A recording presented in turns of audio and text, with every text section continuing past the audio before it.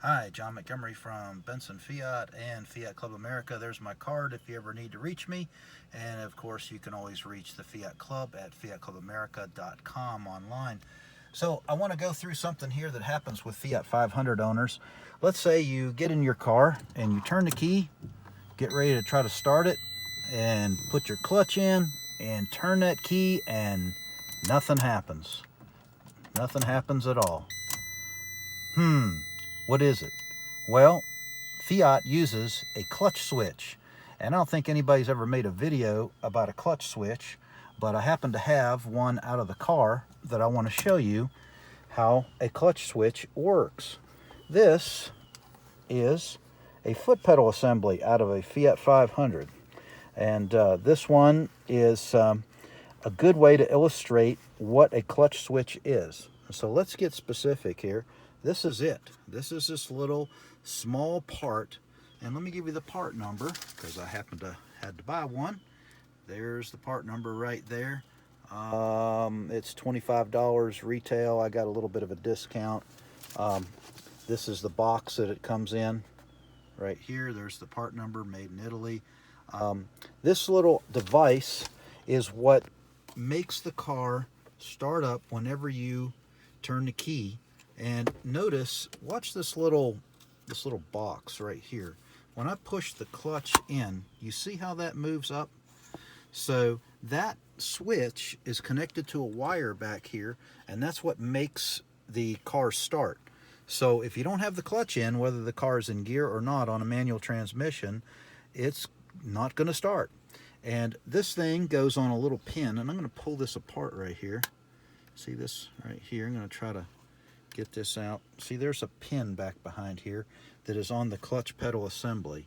So we'll have more about this in a minute, but let me go ahead and take this thing out and just watch the video here, and you can see what I'm doing. I'm going to pull this up, I'm going to pull this out, and this whole assembly is going to come out. This is what it looks like. This is the switch back here. It's like a little 3-pin switch. It presses in, and then you have this little actuator here. The little peg that I showed you on the clutch pedal goes in here, and that snaps closed. See how that snaps closed? And then this is how to locate it. Now, when you're looking at one of these pedal boxes, notice that you have a oblong kind of opening right here and a round opening. So if you look at this switch closely, you can see there's the tab, the locating tab right there, and then this is the lock pin. And you notice, see how this thing can move back and forth? And so if you go all the way up, you can lock it into position. See this there's a little detent right here. See that? That keeps this thing locked. So when you install one of these new, you want to go ahead and lock this into position. So it's almost impossible to show you how this actually goes unless I had this assembly out. So this is the old one right here. It was giving me some trouble, so I decided to go ahead and replace it. The way to basically put this in is to go ahead and locate it right here. Have that little box that we just talked about forward and push that in. See how that goes in like that? And then you have this pin assembly that you push in. See how it clicks in? I'll do it one more time here. Okay, I have it out, and now I'm going to push it in. Boom, it's closed. Now, in order to lock it, you've got to take this lever and push it down. There's another little tiny detent right here. Push that down and lock it. Now, this is a real pain to put in because it's so tight up in there. You got all this stuff. You got the whole clutch pedal and brake assembly. It's all together. And so my recommendation would be to go ahead and take the front seat out. You'll just have 2 bolts in the front. I think they're 15 millimeter. And then you have 2 Allen screw-headed bolts that are at a horizontal position behind the seat. Take that out.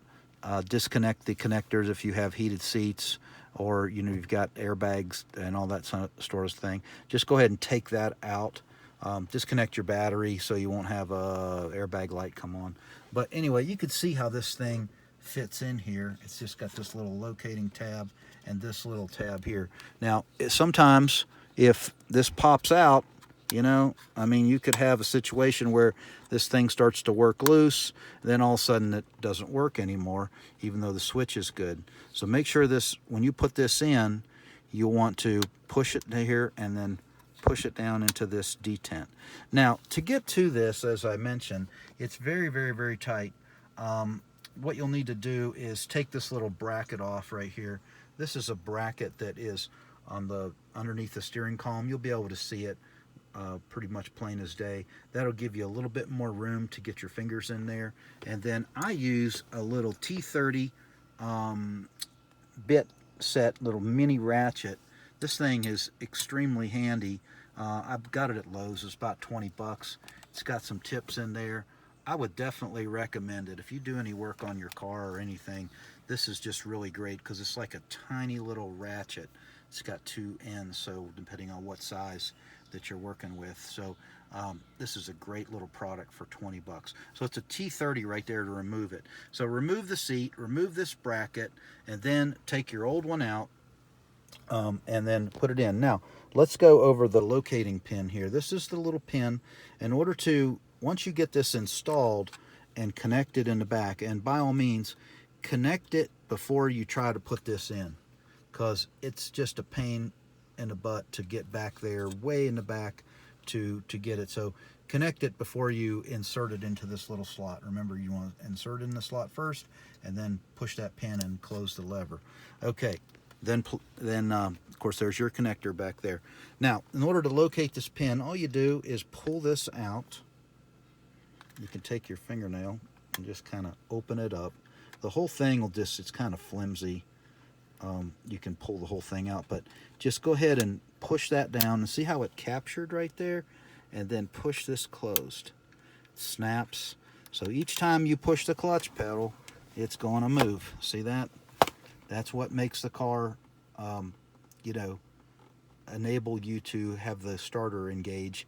If this switch is not in place, then it's definitely not going to work. So, you know, here's a $20 part that'll drive you nuts if you don't know what, you know, how to replace it. So now you do. A couple other things about this foot pedal assembly. Let me show you something that's kind of cool. They tell us this in the sales school. See this right here? This is a shear pin.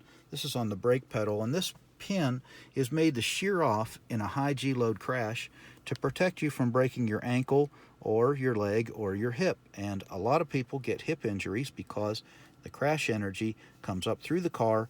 You're standing on the brake pedal trying to stop when you hit something, and so that shears off to protect you. So pretty cool. Just looking at the back of this thing, it's got, you know, a little assembly there. I just put, that's a hydraulic hose, so that's why there's a napkin in there to keep it from spilling anything. But that's how it works. I think it's 6 bolts to put in there. It's a total pain to put in, but there's the part number in case anybody ever needs it. Now this one here is the one that doesn't have the clutch update. And one word about the clutch update, all that really did was they put a little, let me get this back out. Bear with me. Okay, what they did is they put a little spacer right there, like a little bump, so that the clutch pedal can't go further than what it does here. So this is an old one. You know, one thing that's important about those is you really need to make sure you bleed the clutch line, because if you don't, you're going to have a very weird pedal feel, and you can tell if somebody did this recall and did not bleed the clutch. They recommend pressure bleeding of the clutch assembly, so you know, just be aware of that. And your clutch fluid, it actually comes out of the brake fluid reservoir. So if you start to notice your brake fluid reservoir going down, you may have a leak at the clutch slave cylinder or somewhere in the line. A lot of times it's the clutch slave cylinder.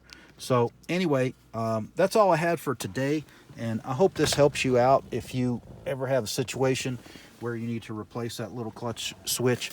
Again, there's the part number right there, and this is pretty much for all of the Fiat 500 manual transmission cars. And also wanted to remind you about Fiat Club America, and that's our Recombi magazine. We're getting ready to do Fiat Freakout 2020 on the Dragon, and there's all kinds of information about that. Yes, even with the coronavirus, right now it's still scheduled to go. So please check the website at Fiat Club America. It's going to be a great time. We're going to drive all the back roads. It's going to be in Knoxville, Tennessee. So this is going to be from the 22nd of July to the 26th. We're going to be staying at the Hilton Hotel. So please, by all means, go online and register. And, you know, if you've got an Alfa Romeo, you're invited as well. So anyway, I hope we have a good time. Both the old cars, the classic cars, and the new cars are expected to be there. So anyway, that's all I had for today. So I hope your motoring experience is good. You are looking at a Fiat 500 Prima, number 77 of 500. And this is actually, as I found out recently, the third car built for North America. So it's pretty cool. Anyway, I hope you have a great day, and wherever you are, drive safe, and if I can ever help, send me an email. Take care. Ciao.